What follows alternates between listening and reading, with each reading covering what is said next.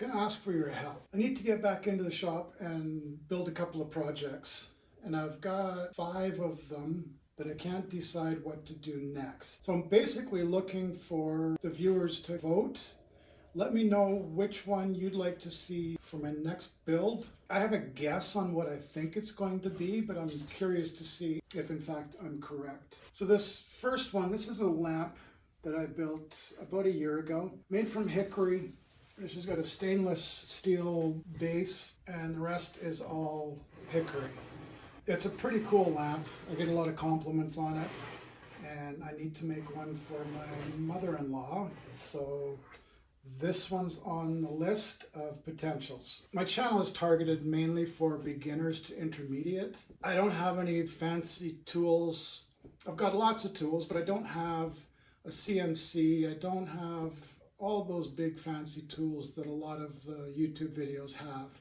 I've just got the basics. I've got table saw, router, thickness planer, bandsaw. So as long as you have those, you'll be able to make everything that I'm going to show you. And as I'm making them, I'm going to be going through in detail each step, showing you the process of how each of them is built.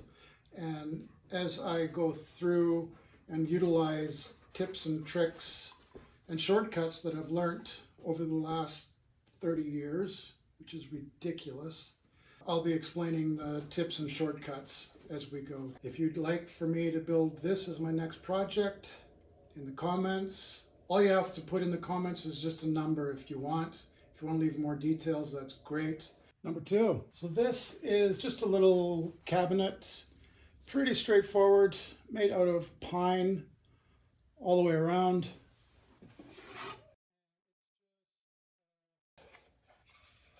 Oh, we've got money in there. The drawers themselves are made out of fir, which I'd repurposed from somewhere, I forget.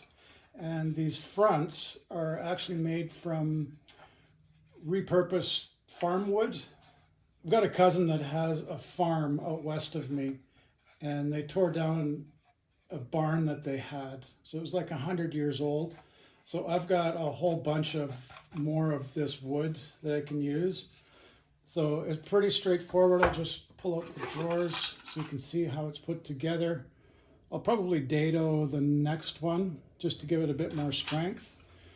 But each box is the same, and they just slide in place.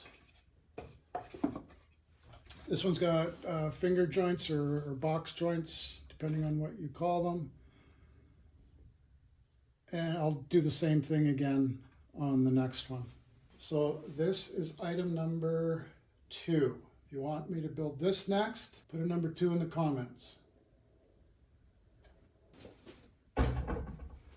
Now this one is fairly similar. This is a combination of maple and walnut. The fronts, these little handles are wenge. And I've got these corners mitered. I'll probably do the same, but I'll probably put splines in them next time. Put walnut splines. And same thing, there's no rails or anything. It's just, they just fit nice and tight where they belong. Got rabbeted bottoms. So maple and walnut. And this one I've got same box joints, finger joints, all the way around. The back, this is cherry, which I think goes really good with walnut. I like the contrast between the light and the dark, but I also like the contrast between the dark and the medium dark. You just give you a close-up of the joints and stuff. So we're going to call this one number 3. So maple walnut storage cabinet number 3. This one's also very similar. You probably see a bit of a theme going on here.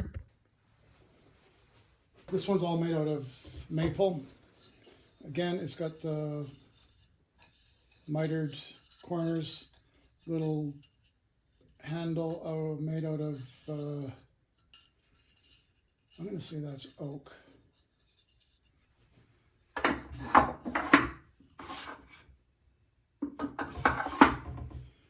Mitered corners on this one. I'll probably dado these dividers in the next one. This one's got the mitered corners with the splines in it, which I really like. I'll probably do 3 of them, maybe even 4, just put more splines.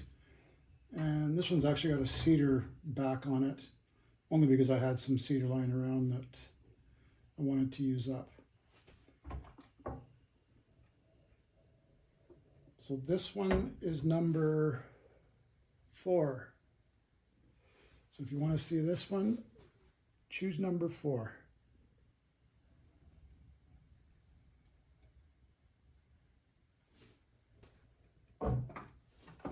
Number 5. It's an old Dynamite box. The Dynamite box is from 1908.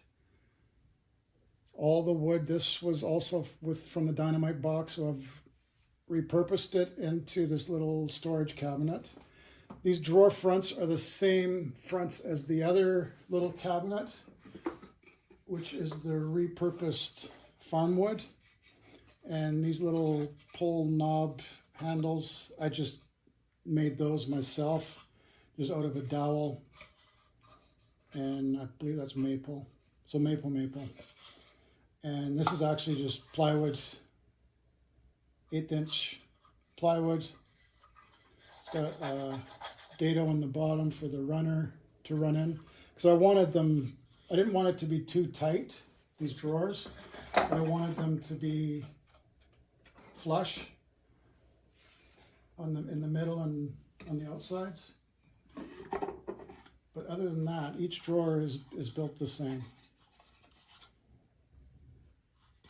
So I've got enough, I've got another Dynamite box that's exactly like this.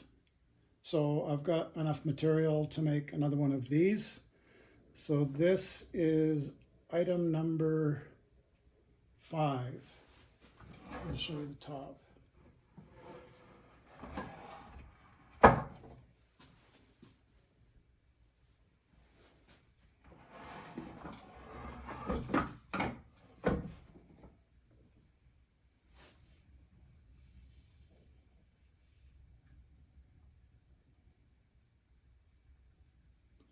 Now I do markets occasionally, usually just once a year around Christmas time.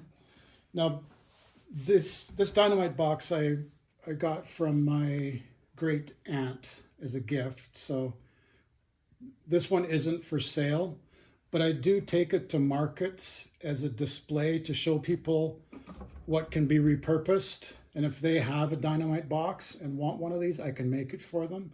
So that's why I bring these to the markets. But every market I go to, this generates a lot of interest.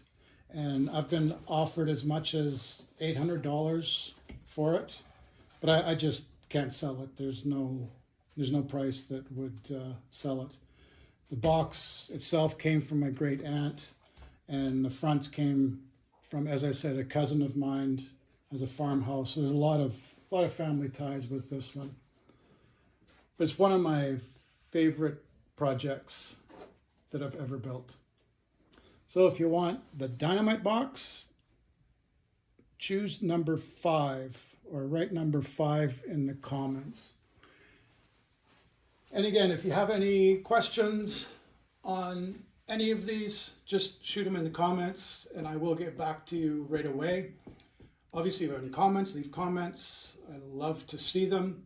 So if you haven't subscribed, I would really appreciate if you would. I'm going to be building all 5 of these projects in the near future. So if you have any interest in seeing any of them, then if you subscribe, it should pop up in your feed. So I've got one more video after this, which is my top 10 tips, tricks, and shortcuts. And that one should be coming out. Today is Tuesday, so that one should be coming out by Friday, I want to say. And as soon as I'm done editing that one, I'm going to jump in the shop and get started on whatever build we've decided to do next. I will be doing that one next. I'll be publishing a video every week, at least every week. And depending on which project we do next, because I go into great detail of the builds and the tips along the way, my videos tend to be pretty long. So they're probably going to be 3 or 4 part videos. So I'll be putting a video out on a weekly basis. I'll try to get 2 a week, but at least 1 a week.